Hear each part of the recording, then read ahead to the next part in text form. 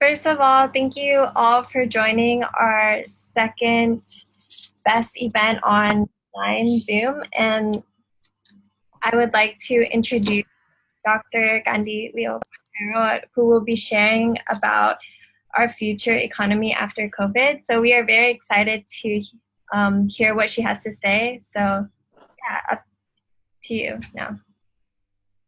Right. Thank you, Joanna, and hello, team. We can hear everything okay, right?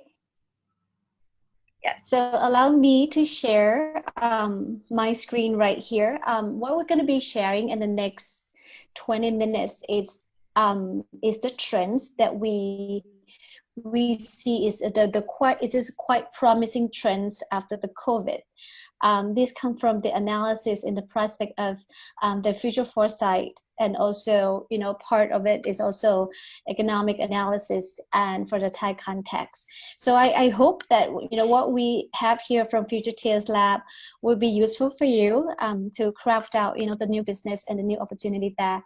A lot of stuff I'm going to be presenting here will let you see the new opportunity, new product that should be designed, new services that should be delivered to the clients, post after the COVID. Let me share my screen from here. Okay. Here we go. All right. I have 10 trends to share. I hope you can see, the slide at the moment. Let me move forward here. My key questions before we come up with this research result, we ask ourselves how this outbreak would change the way people live, and is particular in the urban area. So we can translate and make use out of that in terms of the new service that will be required, and the new products that will be required for for the new behavior that might emerge out of this crisis. Let's see, should I move this? Okay, all right. There are 10 of them. Let me put up from the macro point of view. Trend number 1, I see that the social structure will be shifting. We'll see we are going to see the emerge of the common rules and regulations globally, especially the thing that relate to the healthcare and the safety. We're looking into something that we might encounter something similar to the airline regulations, where the whole world will comply to the same law, and that will backed up with the IoT infrastructures and system as well. And one thing that I think that's very interesting to see and follow on, this incident is people would tend to sacrifice personal data and privacy in return for the greater protection of health and safety. I see that this is very new, especially in the West. If I just read the statistics this morning, if before COVID ever happened, 90% plus of American was that no, we're not going to share the data, especially to the government. But now the proportion of the people that are willing to share their personal data are up to 50%. That yes, please do go ahead, as long as we are safe, as long as the community is safe. So this could be, the changing platforms that we can introduce a lot of services that would, help our society more safer and make it as a better place and healthier. Second is resilience and agility by force. Same to you, right? Now, I think school are adapted online learning, and guess what? Also, the industries, a lot of business are forced to change as we speak. Some say that this COVID crisis will speed up the digital transformation. A lot of stuff that we forecast to happen in the next 2 years actually happening now. So I see that the fundamental laws, will be changed. I myself sit in the board of the EDDA. Our first task is to change the law to more relaxed and to adapt to the current needs of the business sector as well, where we can the online meeting, online voting will be more accepted. So this has come along the way with the cybersecurity. It's how we get the confidence out of that too. So we see a lot of organizations, just like myself, that we are able to work from home. I'm not saying that after the COVID is all gone, clear up, we're going to work from home as much as we do now, but at least we know that the ability to do so is higher. And that means that some of the company that will be able to work online, work from home for 100%, and they're lucky to do so. They can relocate the resource and put more resources in terms of their employees' home rather than put everything in the center. So the concept of centralization will be much less, and we'll try to decentralize the work to the regions, and that would help a lot, and would help in terms of how the city grows, and the urban lifestyle would definitely shift. Trend number 3, this is, I would rather say that I'm most concerned about this trend, about the global emotional crisis, in such a way that for me, if I working from home, I'm so happy that because I don't have to drive from home to office and get stuck in the traffic for 2 hours a day. But what I'm worried about is the next generations, especially those in the grade school, are really, this is how they see the world. This is the first-hand experience that the parents and the teacher says, hey, be mindful, don't touch each other, don't give each other a hug, and stay away, keep the distance. So we kind of worried about how this gen would grow up and play out their emotion, how they're gonna live in the societies in the future. But at the same time, it posed the opportunities of the touchless society. I have to tell you that Future Tales Lab is under the Magnolia Quality Development. We are the real estate developers. So it's very important for us to design architectural infrastructures, to design our retails and our service to minimize the touching, counter or and all the stuff. So it's very important. So by the trend, we see the trend of some technology that's already here. For example, virtual reality will be more accepted and will be implemented in a lot of public space, as well as schools, retails, office buildings. We talk about the development of co-working space. Now, we are growing up in the sharing economy. But for this trend comes in and this COVID comes in, we see that might have to shift a little bit. Speaking about the co-working space, I'm not saying that they're going to go out of business, but I'd rather say that there will be some change, some shifting in terms of the requirements. Now we're talking about the sharing economy with boundaries, something that we can do together still, but we keep the distance. So, some activities that we can do together, but somehow we have the new boundary of the and I strongly believe that it's going to change so much in a lot of public space that we're going to see, especially in the workplace and also in the school and also community. I would like to think ahead further. Something that I'm really interested in is how we're going to design the playground for young children when we have global emotional crisis, as well as we need to promote a touchless society. I think that's what we to explore. 4 is about the public space. We see indoor technology with the health factor will be much needed. I have to admit to you that before we came up with this analysis and just summarize into 10 trends that we see, we did not look at all COVID coronavirus outbreak. Also look at the pollutions and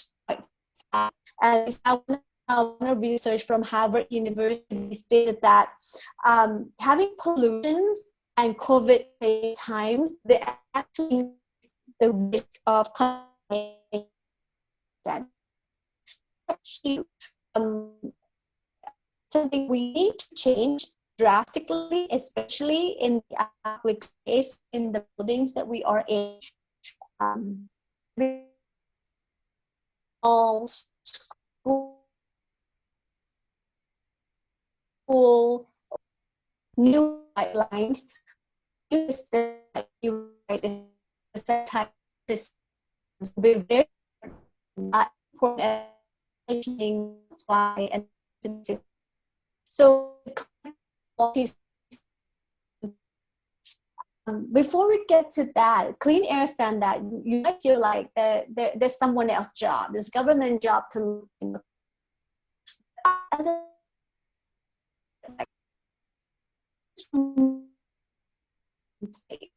we need to say, hey, this is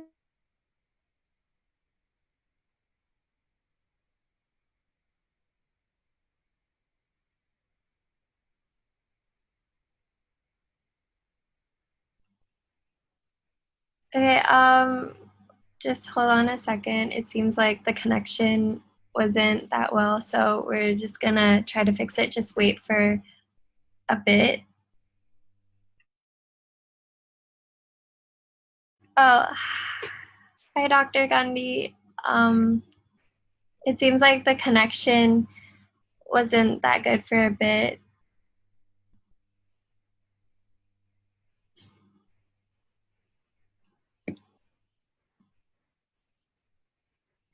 Um,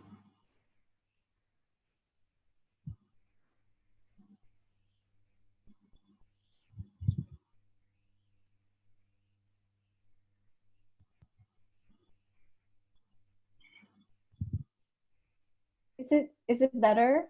yes, it's better now. Okay. Okay. Yeah. Could be because of the location that I'm in right now. Yeah. Okay.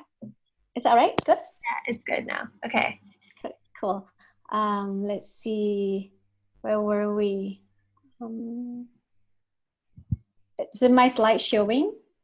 Not yet. Okay, let me do that. Share screen. How about this one? Yes, okay, it's showing now. Okay, good. Okay. So yeah, we are down to trend number 4, that the public space would have to implement the indoor technology. And I see that this is a grand opportunity for the deep tech startup into the future, where they integrate the science and technology and lifestyle together. To number 5, this one is good. We see people would tend to prioritize a space for convenience. I don't know you guys think of it the same way, but I see that the cities will grow in a very different trend, very different direction, from what we thought about before COVID. Because normally, take Bangkok for instance, take it for example, that everybody and every developers, all the convenience stuff will likely to be along the side of MRT or BTS systems. And because people say that, hey, because we need to go to work and our work likely to be in the central of Bangkok, so we compromise the space around us, just want to be close to workplace. But now work from home have been shifted. A lot of companies have accepted this culture. And to me, myself, I have to say that working from home for some people really, improve their productivities and the quality of work and the work-life balance. So now the way we think about buying the space We don't need to compromise that anymore. We can be a little bit far away from the cities with a larger space, some personal space, because we know that somehow we don't have to go to work every day. It doesn't mean that I'm going to work from home for 100% from this point on after COVID, but I know that I don't have to rush in, like, 9 to 5, Monday to Fridays. The company will be willing to be flexible with me. Maybe I can just go in 3 days a week or 2 days a week, just when that I needed to. So it's shifted between the way we should to be, how we're going to settle down, and also the corporate culture. So for this particular trend is actually aligned with many other real estate companies. So we're going to see how the cities would span out rather than clustered in the middles and get crowded, and we have the problem pollution and traffic. So I see that could be the good things that coming out of it. Trend number 6 is all related. Everything at home. We see the current outbreak will cause economy to be developed around home. People take a couple jobs, around home, being an office workers, as well as cooking and deliver to their neighbors. So the way we see the living space around us, not just crash the bed and then out in the morning, but something that the small space can be adaptable, it can be flexible.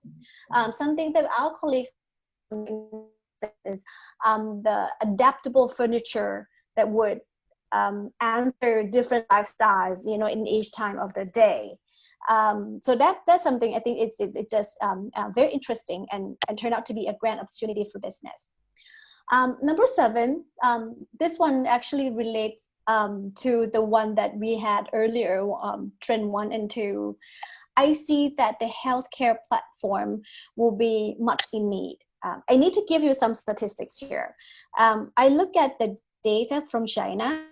I have to say that when we talk about the pandemic thing, and if you want to look into the future, the very short future, like 1 or 2 months ahead, we can kind of extract a trend from the Chinese consumers that the care products will be very much in need, especially the preventive healthcare products.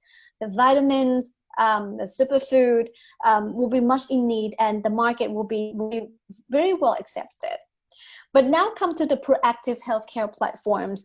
Now we see that we don't want to get sick. We would like to do something that can prevent us from getting sick in the first place. So we talk about the city infrastructures, buildings, houses will have to be equipped with a physical and mental health care platform. Something as simple as the concept of telemedicine or the tele-doctor.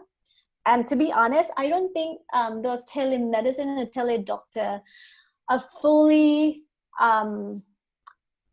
accepted by the those healthcare industries. For some reason, the user like me would like to see the doctor face to face, because we feel like we can trust and we can get more analysis, the more in-depth out of it.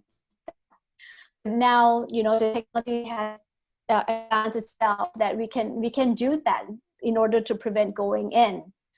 Couple products that we are exploring right now, something that we can detect the illness, the early detection of the illness since before it actually started. We are looking to the smart mirror. We are looking to, just go to the toilet in the morning, and they can analyze, how your digestive system does, or what is your sugar level, cholesterol. These are not new. Technology is there, but it's just not widely accepted. But now I think the time has changed. We are well accepted, and we are really pay attention of the preventive healthcare, and that's why we expect to see a more proactive healthcare form coming into the future. I think you guys are familiar with this. It's about delivery system, the same hours, last mile, and same hour logistics. this particular system actually refers to the global supply chain was still there, but the importance of the localizations will be much higher than before. Since people are now getting used to with the the parcel deliveries to your home, food, small stuff, large stuff. So I see this is a grand opportunity for the community to have the community logistics. Imagine that we have the global supply chain and logistics companies, you name it, Currys or Thailand Post.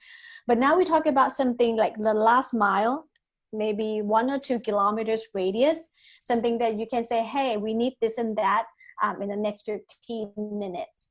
And your community can also participate rather than have the logistic giant do the job. Again, I see this as a grand opportunities for the gig economy and also the SMEs in the community. 9, prioritizing health, safety over privacy. I believe we discussed that before, but I see the moving trend in terms of the wearable device. When we talk about the wearable device, you probably thought of the smartwatch that you have, but now we see the developments of technology like the smart shirts, the contact lens, the glasses, or anything beyond that would be able to analyze your personal data, especially your health data, and make projections, and also receive the data from the places around you to say that whether you are safe or not. So something that can go deeper to access into the personal data. So this is going to be a very good opportunity for the data startup, and so also the big data and analysis. But somehow we need to be mindful of the personal data privacy and the privacy abuse. So that's something is like kind of thin line that we have to figure out as we go. The last one is number 10, about the superfood and food supply chain. We talk about the food supply chain transparency to the personal food supply. The thing that come up to this, because it's actually come together when we don't trust other people, you don't trust what you don't see. So especially about food that we used to have, you can open the can and just eat, you don't mind anything at all. But now a couple of steps of, localization, shorter supply chain, and also proactive healthcare platforms come down to the need of superfood, and the food supply chain need to be right in the community that you could be satisfied and had a confidence that they are clean and safe. So for this, I see the startup business opportunities such as community gardening, community kitchens or co-kitchen, or the vertical agriculture, or those urban farmings will come into the play. Well, to be honest, those urban farming and vertical farming is already there. The technology is there, except that we don't have the last mile to to put into the people's hands and make them say, hey, you need to do that. I see a really good example out of CP, Jalan Pokapan once again. Now, well, they sell a lot of stuff in 7-Eleven and their hypermart store, but now they also selling the vegetable seed with some DIY kits that you can just grow your vegetable for just personal need, not a huge farm, not much resource required. So you can be confident that your vegetable that you eat actually right there with you, no contamination whatsoever. So yeah. So these are 10 trends that Future Tales Lab, I'm grateful to my researchers that they come up with. These are 10 things that we expect to see gradually increasing from now and after the COVID is gone. We have to say that we look a lot of trends, and we see that some of them may not stay. It just come and go trend, but these are the 10